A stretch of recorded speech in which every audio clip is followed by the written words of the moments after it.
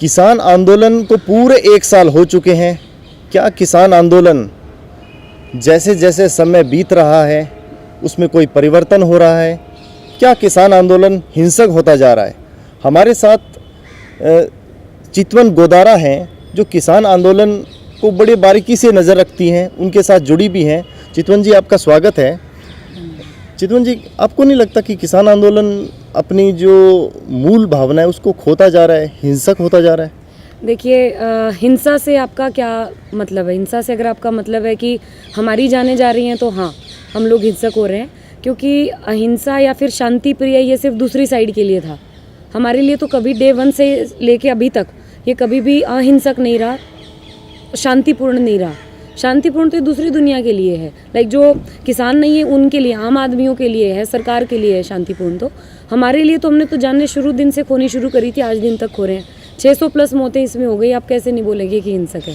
अब वो अलग बात है कि हमारे लोग मरते जा रहे हैं, हमारे लोग शहीदी दे रहे हैं, हमारे लोग शहीद होते जा रहे हैं, तो हाँ, मैं मानती हूँ कि हिंसक है।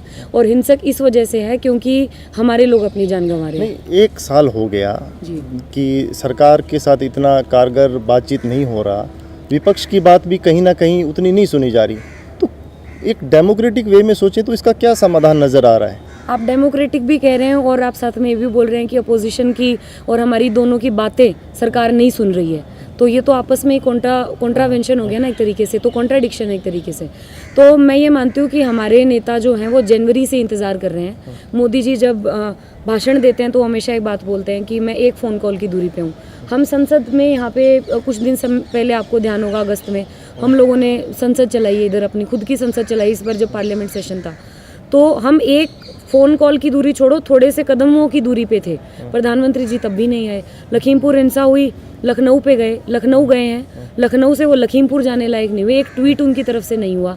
तो बातचीत तो उस जगह पे होती है जब हमें समान दृष्टि से देखा जाए, जब एक नज़र से हमें देख ही नहीं रहे, जब उनको लगता है कि हम लोगों के जानों की कोई परवाह ही नहीं है, हम लोग तो बस ऐसे ही बैठे हैं, चले जाएंगे थक हार के, जैसे कि मोदी जी मानते हैं। लखीमपुर पे एक पक्ष ये भी है कि कुछ लोगों का कहना है कि जब वहाँ पे उत्तर प्रदेश के मुख्यमंत्री का कार्यक्रम होना था तो किसानों का जो प्रदर्शन था वो हद से ज़्यादा अपनी पार कर रहा था। तो कुछ जो विपक्षी आरोप लगा रहे हैं कि किसानों ने हिंसा शुरू की, आपको क्या लगता है? ओके, तो मैं इस बात से ही शुरुआत करूंगी कि चलिए मान लेते हैं, एक बारी के लिए हम मानते हैं कि किसान उग्र हो रहे थे उस समय पे।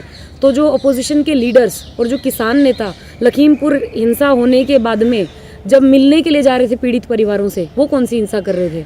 उनको बिना किसी चार्जेस के, बिना किसी सेक्शन के आप लोगों ने नज़रबंद करके रखा, उनको मिलने ही नहीं दिया गया, तो वो कौन सी हिंसा कर रहे थे? तो प्रदर्शन करना हमारा संवैधानिक हक है, प्रदर्शन करना हमारा कॉन्स्टिट्यूशनल राइट है to demonstrate peacefully what we want to do.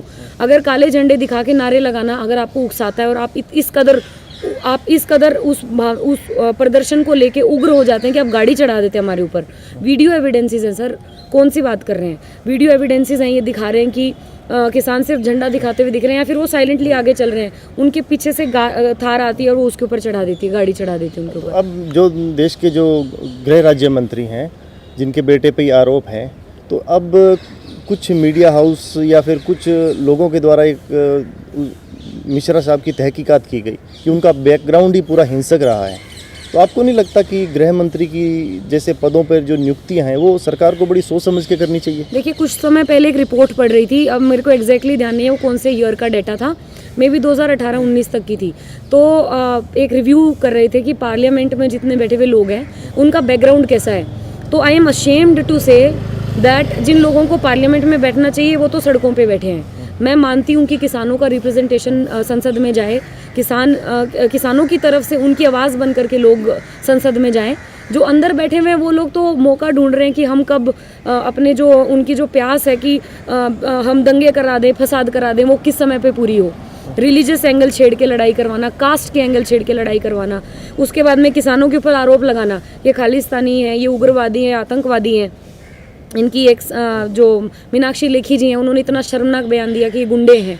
तो गुंडे तो असली पार्लियामेंट में बैठे हुए हैं, हम लोग तो सड़क पे फिर भी बहुत शरीफ हैं। मीनाक्षी लेखी खुद एक मंत्री हैं। हाँ जी, तो उन्होंने ये बयान दिया था, इतना शर्मनाक बयान था। मैंने किसान संसद में भी इस बात को उठाया कि गुंडे बैठे हैं सड़कों पे। अगर वो गुंडे हैं तो जो ये मिश्रा जी हैं जिनके सपूत ने ये काम करके दिखाया कि किसानों के ऊपर गाड़ियाँ चला दी उन्होंने, इतना इतना हिंसक होता है। एक जर्नलिस्ट की भी डेथ हुई है, एक वहाँ पर एक जो कवर कर रहे थे उनकी भी डेथ हुई है। तो वो क्या है, वो गुंडे नहीं तो शरीफ आदमी है। एक हमने देखा है कि प्रधानमंत्री जी हों या गृह मंत्री जी हों, इनके मुंह से आपने कभी भी किसानों के खिलाफ एक शब्द नहीं सुना, पर सरकार के और जो नेता हैं वो किसानों पे खुल के आरोप लगाते हैं। आपको नहीं लगता कि सरकार एक विशेष रणनीति के तहत काम कर रही है? ये रणनीति के तहत खाते हैं, उठते हैं, बैठते हैं, सोते हैं, चलते हैं।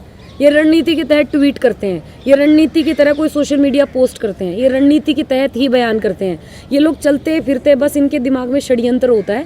मैं बस इतना मानती हूँ कि आप नरेंद्र मोदी जी का ट्विटर अकाउंट देखिए पुराना, इन्होंने वर्ल्ड में किसी भी कोने में अगर किसी को चोट थोड़ी सी लगी होगी ना, उसके ऊपर इनका बयान पहुंच जाता है 2 सेकंड के अंदर। 600 प्लस मौतें हो चुकी हैं, 600 प्लस लोगों ने अपने घरों में से किसी ना किसी को खोया है। मैं इस दर्द को बहुत ज़्यादा इमोशनल लेके चलती हूँ। मैं मानती हूँ कि मेरा पर्सनल लॉस है, अगर बॉर्डर पे बैठा हुआ एक भी आदमी शहीद हो रहा है, मेरा पर्सनल लॉस है, क्योंकि मैं एक टिपिकल एग्रीकल्चर फैमिली से हूँ। तो उस लॉस के बारे में लोग कभी बात नहीं करते। और आपके चैनल के माध्यम से कि इनकी जो मुझे लगता है कि मैं इनकी एक जो समझ पाई हूँ पॉलिसी, वो है to let the protest die there it's natural death. ये चाहते हैं कि आंदोलन शुरू हो, इतना लंबा खिंच जाए कि आम जनता में उसके प्रति रोष पैदा हो जाए।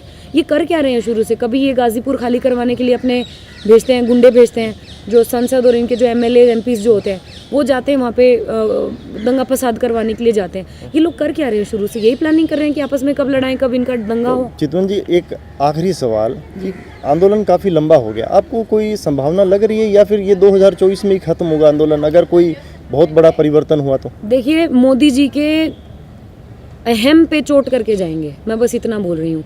उनको जो ये अहंकार है ना, अहंकार तो रावण का भी नहीं टिका, इनके अहंकार के ऊपर चोट करके जाएंगे, बीजेपी के अहंकार के ऊपर चोट करके जाएंगे। इनको बताना चाह रही हूँ आपके चैनल के माध्यम से, या जो भी लोग मुझे सुन रहे हैं, कि जब तक हमारी डिमांड्स पूरी नहीं होती, जब तक ये हमें इंसानों की तरह नहीं देखना चाहते, हम वोट बैंक नहीं हैं, हम लोग इंसान हैं। और इतने लाखों में जो किसान बैठे हुए हैं, वो सारे के सारे ना प्लान्ड तरीके से नहीं बैठ सकते, वो पैसा खा के नहीं बैठ सकते। मैं भी जानना चाहती हूँ कि इतना कौन सा रिच आदमी है जो इतने बड़े आंदोलन को स्पॉन्सर कर रहा है। मैं भी जानना चाहती हूँ, मैं भी मिलना चाहती हूँ। Day 1 से एक्टिव हूँ मैं इसमें। इनके अहंकार पे चोट करके जाएंगे और इनके अभिमान को तोड़ के जाएंगे, चाहे 24 में जाएं, चाहे हम 20 में जाएं, चाहे 21 में जाएं, जैसे भी होगा हम इनके अहंकार को चोट पहुंचा के जाएंगे। जी, हमसे बात करने के लिए आपका बहुत बहुत शुक्रिया।